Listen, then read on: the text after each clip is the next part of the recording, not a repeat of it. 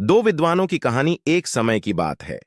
एक गांव में एक गुरु रहते थे, जिन्हें खबर हो गई कि एक अन्य नगर में एक और विद्वान आए हुए हैं। वे अद्भुत ज्ञान के मालिक थे और आगे बढ़ने के लिए सबकी सहायता कर सकते थे। ये खबर सभी को बहुत पसंद आई और सभी लोग उस नगर में उनसे मिलने के लिए जूझने लगे। इन दो विद्वानों की राज्यया को पता चलते ही वहां का राजा उनसे बात करने के लिए अपने दरबार में बुला ले आए। राजा ने दोनों विद्वानों से अपने राज्य में ज्ञान का प्रचार करने का आग्रह किया। दोनों विद्वान ने राजा के आह्वान को स्वीकार किया और उन्होंने राजा के सामने आगे जाकर कहा, आपके सामर्थ्य के लिए हमें गर्व महसूस हो रहा है महाराज। हम आपकी सेवा में हमारा सर्वोच्च कर्तव्य मानने के लिए तत्पर हैं। राजा ने खुशी से भरे होंठों से कहा, तुम्हारे सामान्य भाषा में जनता को समझाओ। पहले विद्वान मुस्काते हुए बोले, अच्छा महाराज, हम आपके राज्य के राजा और प्रजा के बीच बातचीत को सुगम बना सकते हैं।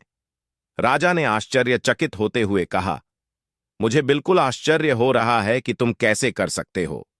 ये तो मेरे लिए। दूसरे विद्वान ने मुस्काते हुए कहा, महाराज, हम आपके राज्य के लोगों को सामग्री के बिना खाने का ज्ञान दे सकते हैं। राजा ने बहुत ही आश्चर्यचकितता से कहा, मैं ये सचमुच मानने में सक्षम नहीं हूं। कृपया मुझे बताओ, तुम इस बात को कैसे संभव कर सकते हो।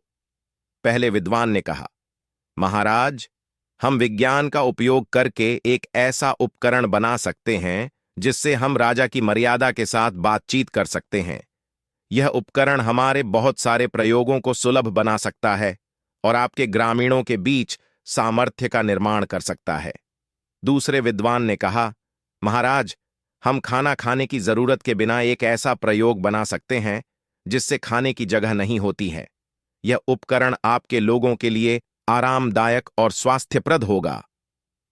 यह सब सुनकर राजा बहुत प्रभावित हो गए और उन्होंने दोनों विद्वानों का स्वागत किया और अपने राज्य में इन उपकरणों का प्रचार कार्य करने के लिए उन्हें सौभाग्य दिया। दोनों विद्वान ने राजा की प्रशंसा करते हुए उनकी सेवा में खुशीपूर्वक काम किया और सभी लोग उन्हें प्रमाणित करते थे।